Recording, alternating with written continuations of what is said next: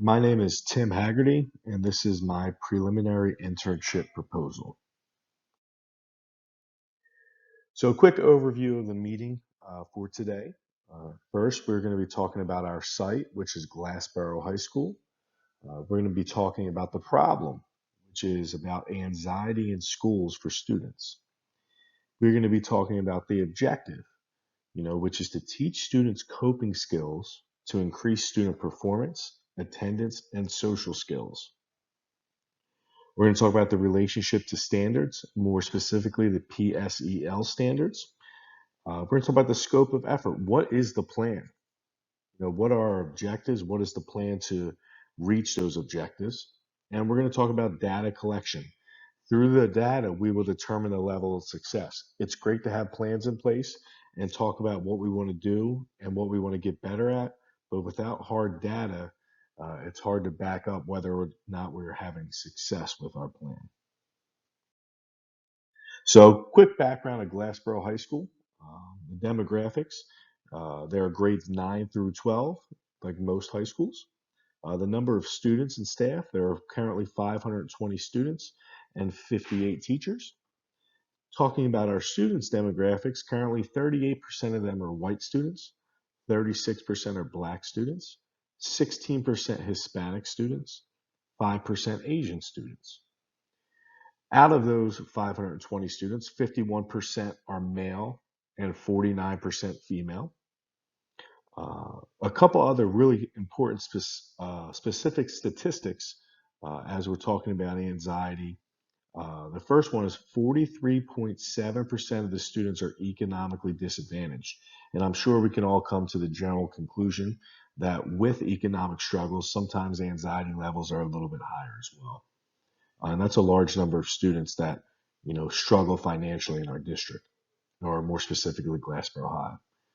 20.7% of our students also have a disability.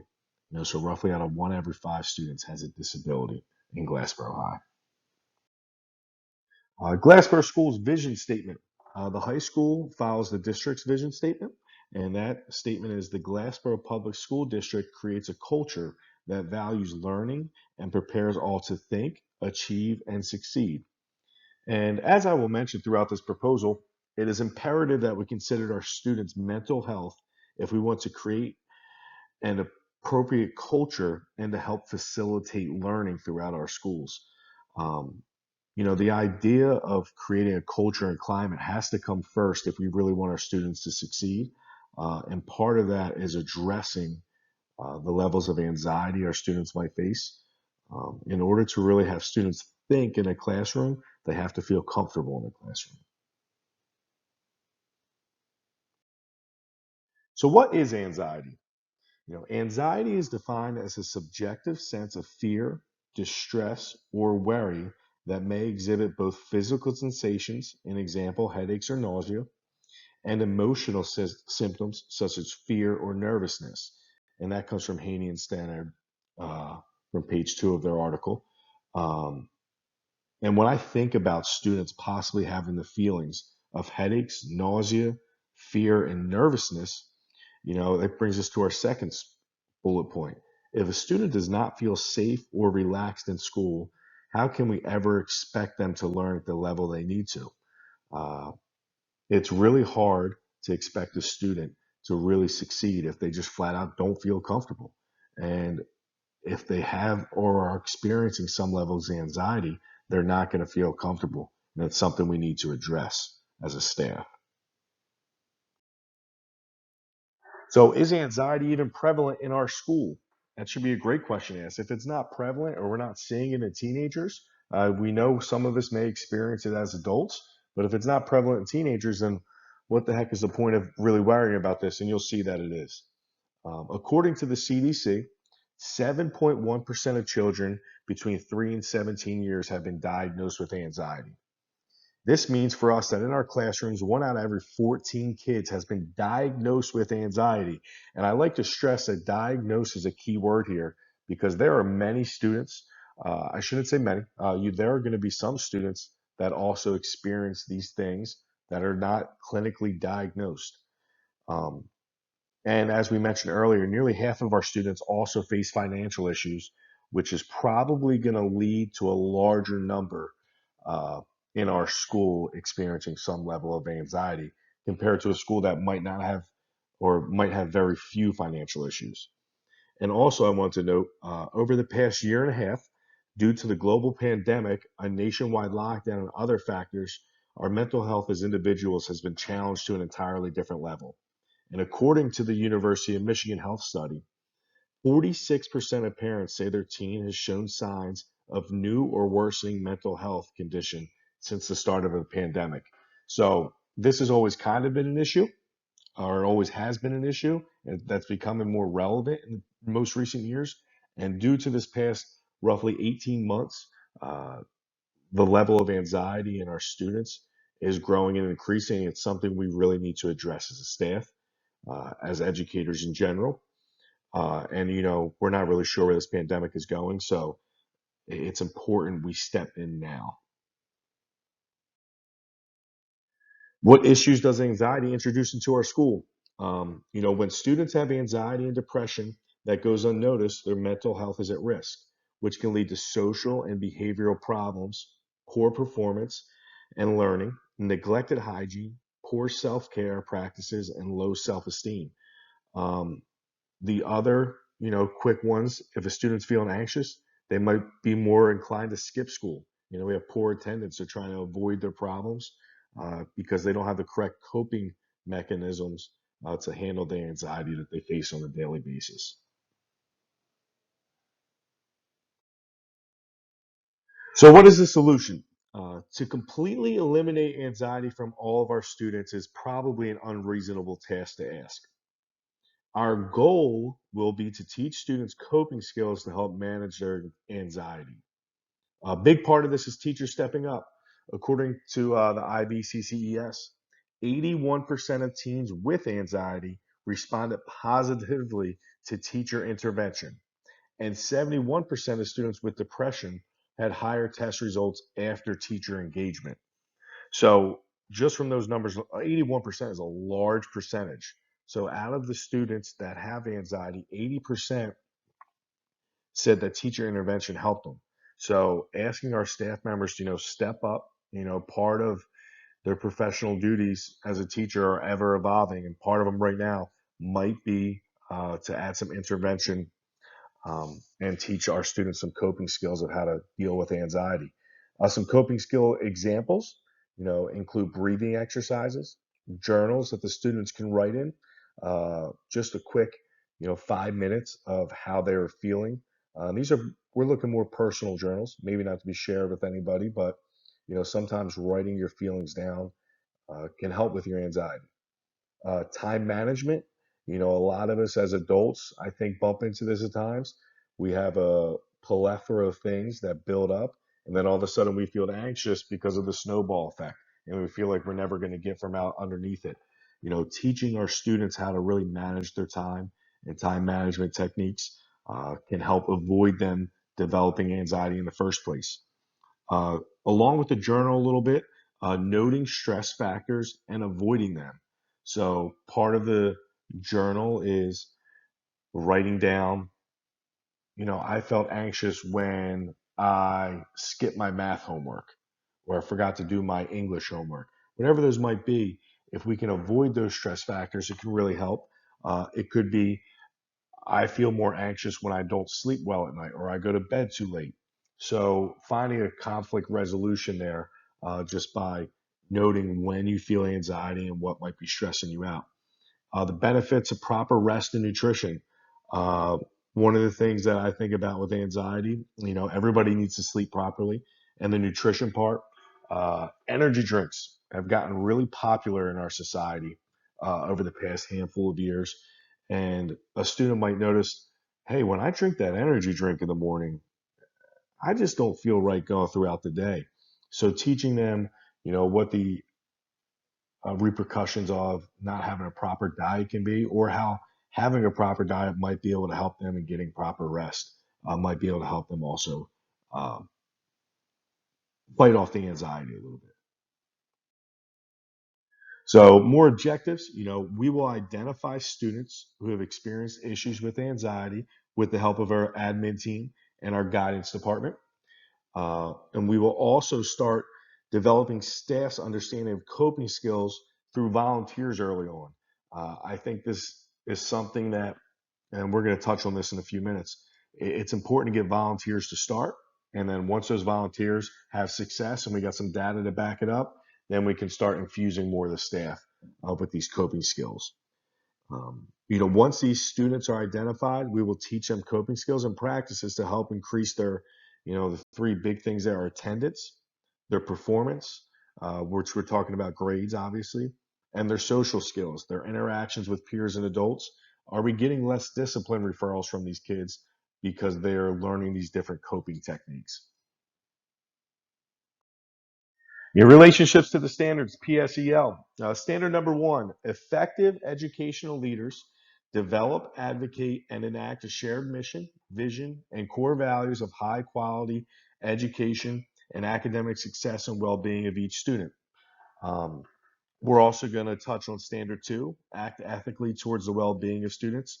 And standard number five, create inclusive, caring school environment. And the notes I have about this that really kind of tie all three of these standards together. If the school and climate and culture is not where it needs to be, the school will always struggle to be truly successful. Part of making sure the climate and culture is right is making sure we are taking care of our students as people and their mental health or well being. School employees' jobs are ever evolving, and we talked about that earlier quickly. And part of that right now in our country is making sure our students' mental health is where it needs to be. By teaching the staff coping skills to teach the kids, some of them may also benefit from the learning these coping skills themselves. Sometimes as adults, we might get help from these things too. Um, and like we said earlier, teachers' jobs are ever evolving. And, when we sign up to be teachers, you know, just thinking our job is just teaching math, uh, it's tough to say that. One of the best quotes I heard in my last workshop was, "Are you teaching math or are you teaching Matthew?" And we got to remember we're teaching human beings first, we're teaching people first. Part of that is making sure our students feel comfortable and our students' mental health is at the forefront. Standard number three, effective educational leaders strive for equity of educational opportunity and culturally responsive practices to promote each student's academic success and well-being. Part of being equitable educators is understanding that the needs of our different students. For some of our students, reaching their needs means we need to help them with their mental health. For a percentage of our students, this means teaching them how to properly cope with anxiety. Once again, teaching them the coping skills to deal with their anxiety, which will overall increase their mental health. And therefore, more than likely, and we'll try to back that up with data as time goes by, make them better students. Standard number four, effective educational leaders develop and support intellectually rigorous and coherent systems of curriculum, instruction, and assessment to promote each student's academic success and well-being. Point blank period, if a student doesn't feel comfortable, they're never going to be able to learn to the level that you need them to. And if they're feeling anxious and having anxiety and there's negative energy when they sit down in your classroom, uh, rigorous learning is never going to take place. And I put a note here. This is why social emotional health of our students has become more popular over the years. If they're not socially emotionally healthy, the rigorous learning is just not going to happen.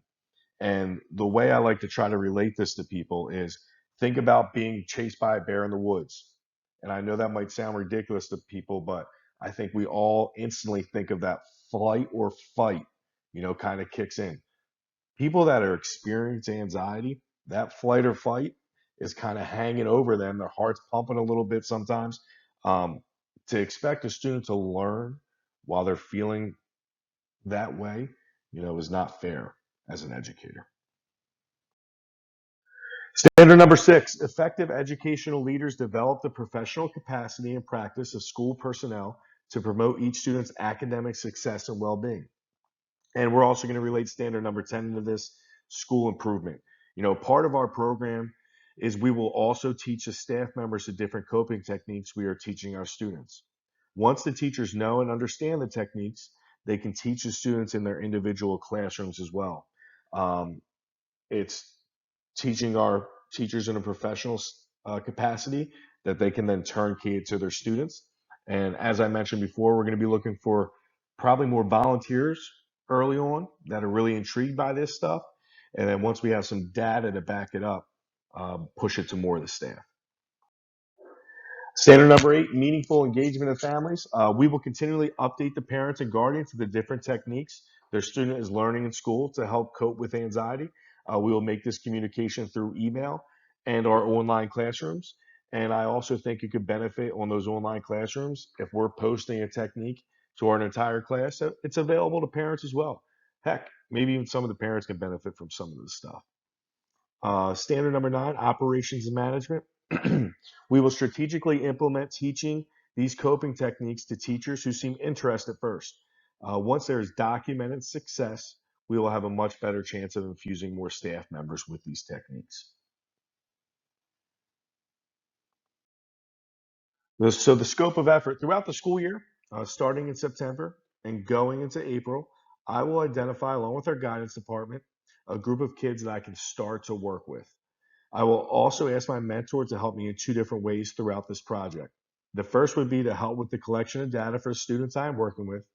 Part of his job is monitoring the attendance of our students and would want him to check if the students we teach these coping skills to develop a higher attendance rate. I will also ask him to sit on our meetings when he can, to give me any insight on how we can improve the meetings. I will communicate with the group that I'll be helping as well as their families to let them know what we are working on. As I come across any materials I find effective, I will offer up the opportunity to other staff members to also use his materials. So as I mentioned before, we're going to have a meetings with some students that the guidance department administrative team and myself have identified who might be struggling in the classroom. And they might have some, or they will have some negative side effects from anxiety or might be dealing with some things. And we're going to try to teach them coping techniques in order to help them with their attendance rate, their grades, and their behavioral issues. So the data collection, the data we'll be collecting throughout this experience, we'll be having discussions with the students I'm working with, and my mentor may give me a feeling on whether or not we are having success in teaching our students proper coping skills. Having said that, we will need hard quantitative data to also back us up. The data we will be tracking and collecting will be the students' attendance, their grades, and their behavior.